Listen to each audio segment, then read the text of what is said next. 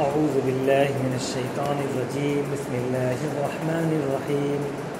ولو انہم آمنوا واتقوا لمثوبۃ من عند اللہ خیر لو كانوا يعلمون یا ایہا الذین آمنوا لا تقولوا راعنا وقولوا انظرنا واسمعوا وللکافرین عذاب علیم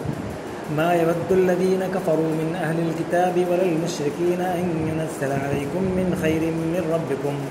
والله يختص برحمته من يشاء والله ذو الفضل العظيم صدق الله العظيم۔ ترجمہ: اگر وہ ایمان اور تقوی اختیار کرتے تو اللہ کے ہاں اس کا جو بدلہ ملتا وہ ان کے لیے زیادہ بہتر تھا، کاش انہیں خبر ہوتی۔ اے لوگوں جو ایمان لائے ہو، رائنا نہ کہا کرو بلکہ انظرنا کہو اور توجہ سے بات سنو۔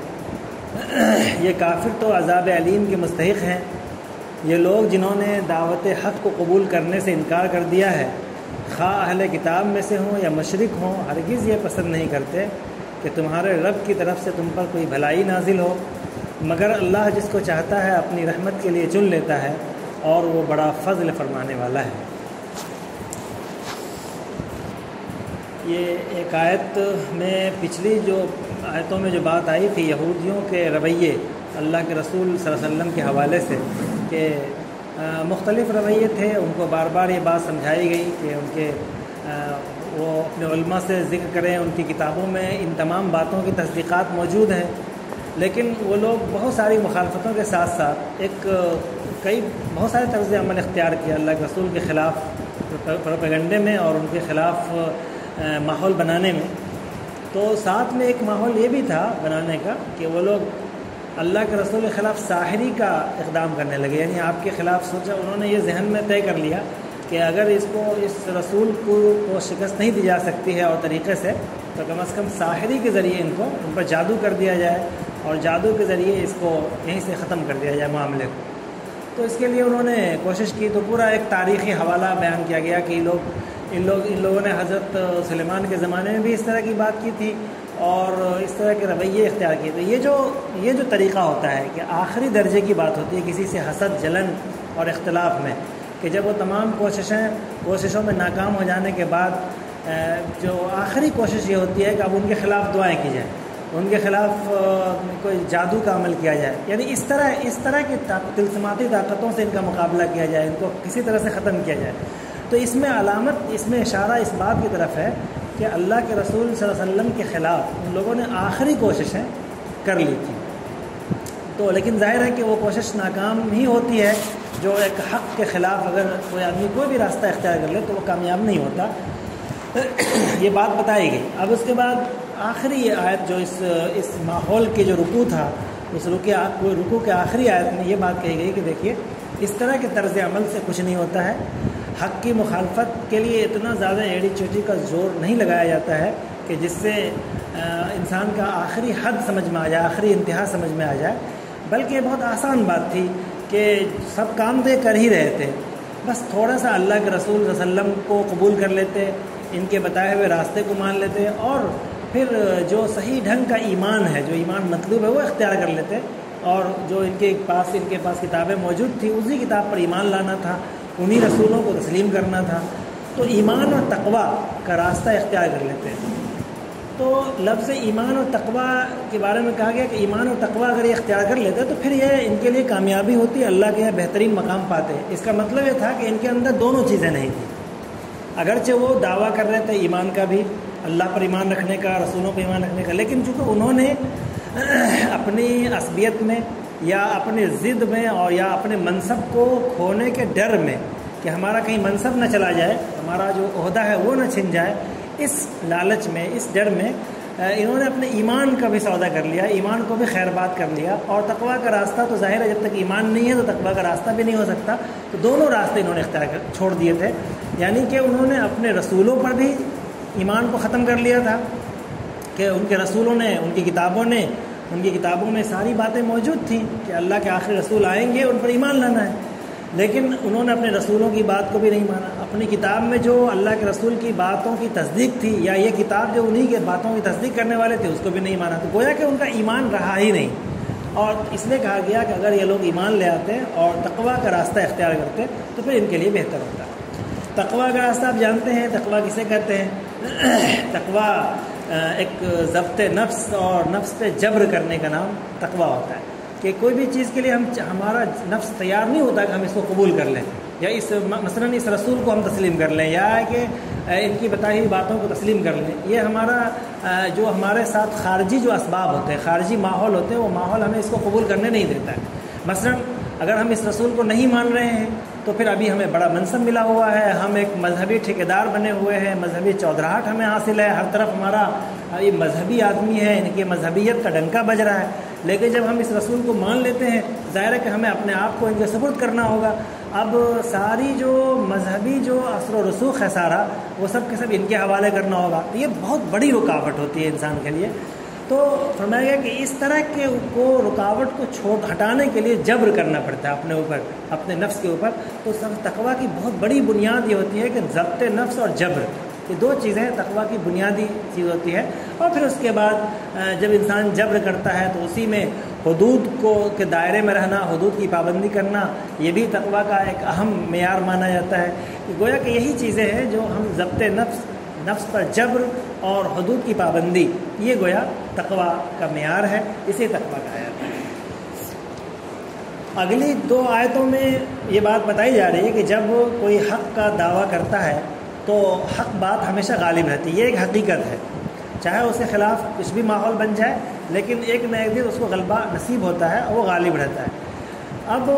دوسری طرف ظاہر ہے کہ جب حق کو غالب آئے گا، حق جب غالب آئے گا تو اس کا سیدھا سادہ معنی یہ ہے کہ جو ناحق ہے یا باطل ہے وہ مغلوب ہو جائے گا. اور یہ بات ہر ذہین انسان اس بات کو بھانپ لیتا ہے. جب کہیں پر حق کا دعویٰ ہوتا ہے، جب حق بات کہیں آتی ہے تو ہر صاحب فہم کو یہ بات سمجھ میں آ جاتی ہے کہ اس کو غالب آنا ہے اور جو باطل ہے، جو اس کے مخالف ہے، اس کو مغلوب ہونا ہے. یہ گویا ایک ہر ذہین آدمی کو اس کا اندازہ ہو جاتا ہے. یہودیوں کو بھی اس کا خاص اندازہ تھا، اور جو مشرکین تھے وقت کے، اس زمانے کے، ان کو بھی یہ بات معلوم تھی کہ یہ جو دعویٰ پیش کر رہے ہیں، یہ جو اللہ کے رسول جو جس دین کو پیش کر رہے ہیں، وہ ایک حقیقت ہے، وہ ایک حق ہے، حق بات کہہ رہے ہیں. آج نہ کل ان کا غلبہ ہوگا، اور جب غلبہ ہوگا تو ظاہر ہے کہ ہم مغلوب ہو جائیں گے. اس لیے اب ایسے وقت میں جو اہم ترین قائد ہوتے ہیں، جو جن کے اوپر اس پورے فکر کی بنیاد ہوتی ہے، تو اسی قائد کو، اسی بنیاد کو ہلانے کی کوشش کی جاتی ہے تاکہ اس بنیاد کو ہلا دیا جائے. تو اللہ کے رسول صلی اللہ علیہ وسلم کے حوالے سے لوگوں نے جو اور پروپیگنڈے تو کرتے ہی تھے اور بھی مخالفت کرتے تھے، لیکن ایک بڑا اہم جو معاملہ تھا ان کا، وہ یہ کرتے تھے کہ اللہ کے رسول صلی اللہ علیہ وسلم کی ذات گرامی کو مخدوش کرنے کی کوشش کی جاتی تھی کہ آپ کی ذات کو مخدوش کیا جائے. مثال کے طور پہ کفار و مشرکین آپ کے بارے میں جب بھی کوئی بات ہوتی تھی تو یہ لوگوں کے سامنے یہ کہتے تھے کہ ارے یہ تو ابتر ہے، یہ اختہ ہے، یہ ساحر ہے، جادوگر ہے، یہ کیا بات کرے گا. تو گویا کہ آپ کی شخصیت کو مجروح کرنے کا مقصد یہ تھا کہ لوگوں کے سامنے جو ان کے تعلق سے جو عقیدت ہے وہ ختم ہو جائے. ان کے تعلق سے ان کی جو اہمیت لوگوں کے ذہن میں ہے، اگر اس طرح کی ہم بات کریں گے تو پھر ان کے تعلق سے لوگوں کی اہمیت گھٹے گی، اور جب اہمیت کم ہوگی تو پھر ان کے طرف لوگوں کا میلان نہیں ہوگا. تو جو اصل جو شخصیت ہے، جو بانی شخصیت ہے حق کا، اسی کو مجروح کرنے کی، اسی کو مخدوش کرنے کی کوشش کی جاتی تھی. اور آپ جانتے ہیں کہ جب منافقین کا ٹولہ جب تیار ہوا تو وہ بھی اللہ کے رسول صلی اللہ علیہ وسلم کو اس کی ذات کو، آپ کے گھر کو، آپ کی شخصیت کو مجروح کرنے کی بارہا کوشش کرتے. آپ دیکھیں گے قرآن مجید میں بہت سی جگہوں پر آپ دیکھیں گے کہ منافقین کی اللہ کے رسول کے گھروں تک میں رسائی ہو گئی، یعنی ان کی خواتین کی، اور وہ ان کے خواتین اللہ کے رسول کے گھروں کی خواتین کو بھی ابھارتی تھی تاکہ ان کو کسی طرح سے بدنام کیا جائے، ان کو لوگوں کے سامنے مجروح کیا جائے. آپ جانتے ہیں کہ وہ واقعہ بہت مشہور ہے جو آئے گا سورہ احزاب میں، کہ اللہ کے رسول صلی اللہ علیہ وسلم کے پاس منافقین نے کچھ خواتین کو اپنے خواتین کو بھیجا، اور اللہ کے رسول کے ازواج مطہرات کے ساتھ تھوڑے سے تعلقات بڑھائے، قائم کروائے، اور پھر ان کے سامنے جا کر کے کہنے لگی کہ جو بڑے لوگ ہوتے ہیں، جو بادشاہ ہوتے ہیں، جو شہنشاہ ہوتے ہیں، ان کی بیویاں اس طرح نہیں رہتی ٹوٹی پھوٹی حالت میں، بلکہ ان کی بیویاں تو زیور و جواہر کے اور اس طرح کے یعنی سجاؤ کے ساتھ اور سنگار اور بناؤ کے ساتھ رہا کرتی ہے، ان کا رہنے کا ٹھاٹ باٹ الگ ہوتا ہے، اس طرح کے ان کے سامنے ان کو ابھارا جاتا تھا اور ان سے کہا جاتا تھا کہ آپ اللہ کے رسول کے پاس جائیے اور ان سے کہیے کہ ہمیں یہ سب چیزیں چاہیے۔ تو بعد میں آیت نازل ہوئی کہ اس طرح کا مطالبہ ہے تو پھر طلاق کا اختیار ہے وغیرہ۔ تو مطلب کہنے کا یہ ہے کہ اس حق کے جو بانی ہیں اسی کو ٹارگٹ کیا جاتا تھا تاکہ حق کو مجروح کیا جائے۔ یہاں پر بھی اللہ کے رسول صلی اللہ علیہ وسلم کے حوالے سے کچھ جملوں کچھ دو چار ان کا جو طرز عمل تھا ان کا تذکرہ کیا گیا ہے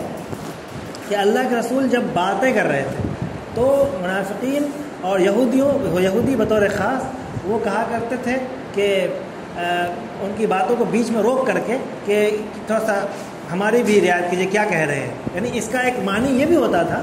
کہ لوگوں کے سامنے یہ جتانا ہوتا تھا کہ جب ہم لوگ اتنے اہل علم ہیں، ہم اہل کتاب ہیں، ہم سمجھتے ہیں باتوں کو اور ہمیں ان کی بات صحیح ڈھنگ سے سمجھ میں نہیں آتی تو تم بدوؤں کو، تم نادانوں کو ان کی بات کیسے سمجھ میں آ جاتی ہے، اس طرح کا۔ اور ایک معنی وہ بھی ہے جو عام طور پہ مفسرین بیان کرتے ہیں کہ رائنا تھوڑا سا امالہ کر کے کہتے تھے تو چرواہا کے معنی میں ہے، رائنا تھوڑا سا اور زیادہ امالہ کر دے تو ہمارے گویا کہ احمق اور جاہل کے معنی میں وغیرہ، تو وہ بھی معنی ہے۔ لیکن اگر اس کا لفظ حقیقت پہ بھی غور کیا جائے، رائنا کے لفظ پر بھی غور کیا جائے تو اس کا جو حقیقی معنی ہے ہماری رعایت کرو، اس میں بھی ان کا مقصد یہ تھا کہ لوگوں کے سامنے وہی بات بتانا کہ ہم تو بڑے اہل علم ہیں اور جب اہل علم کو اس طرح کی بات سمجھ میں نہیں آتی ان کی باتیں تو تم لوگوں کو کیسے سمجھ میں آ جاتی ہے۔ تو بہرحال اللہ کے رسول کی گفتگو کو مجروح کرنا، اللہ کے رسول کی ذات کو مجروح کرنا، یہ ان کا گویا عام رویہ بن گیا تھا۔ اس پر قدغن لگانے کے لیے اس طرح کی آیت نازل ہوتی رہی تاکہ اس طرح کی بات ہی نہ ہو، ورنہ اس طرح کے معاملات سے تو بہت سارا بگاڑ پیدا ہو سکتا ہے، لوگوں کے اندر انتشار پیدا ہو جائے گا اور اللہ کے رسول صلی اللہ علیہ وسلم کے تعلق سے بدگمانی بھی پیدا ہو سکتی ہے۔ تو اس لیے اس طرح کے جملے پر پابندی لگا دی گئی۔ یا ایھا الذین آمنوا لا تقولوا راعنا، اس طرح نہ کہا کرو کہ ہمارا لحاظ رکھا کیجیے، ہماری رعایت کیجیے گفتگو کے دوران، بلکہ اگر اب چونکہ رائنا میں وہ معنی بھی پایا جاتا ہے تو اگر آگے پھر یہ بات کہی گئی کہ ایسا اس کا ایک معنی یہ سمجھ میں آ رہا تھا کہ اس کا مطلب سوال جواب ہونا ہی نہیں چاہیے اللہ کے رسول کے سامنے، یا اس سے کوئی لوگ یہ نتیجہ نہ نکال لیں کہ بھائی جس طرح ہمارے یہاں ہوتا ہے کہ اگر کوئی بزرگ اور کوئی اس طرح کے لوگ باتیں کر رہے ہیں، ان کی محفل لگی ہوئی ہے تو آپ سے سوال نہیں کریں گے،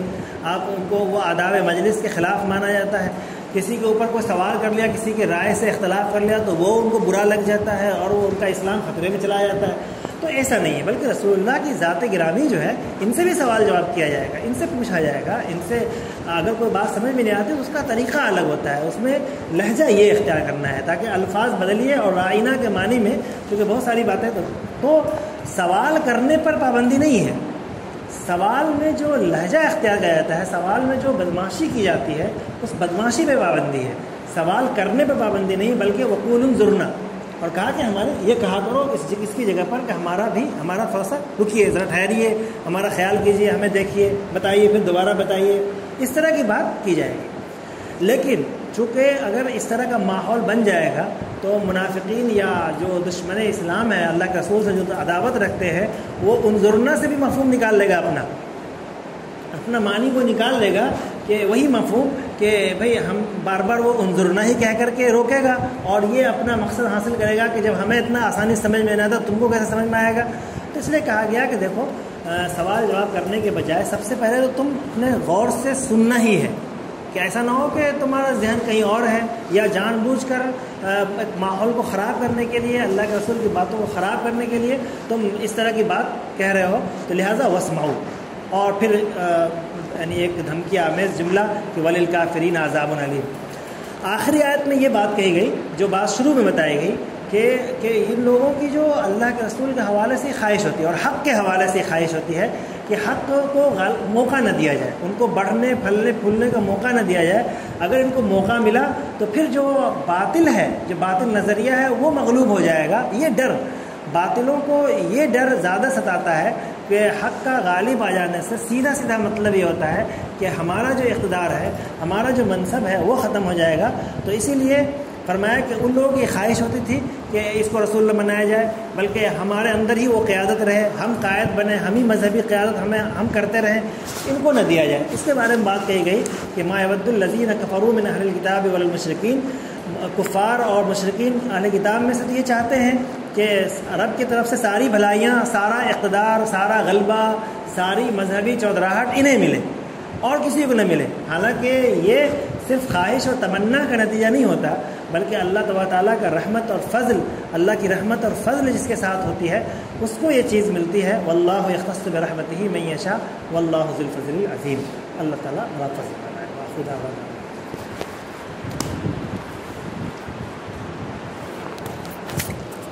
8 منٹ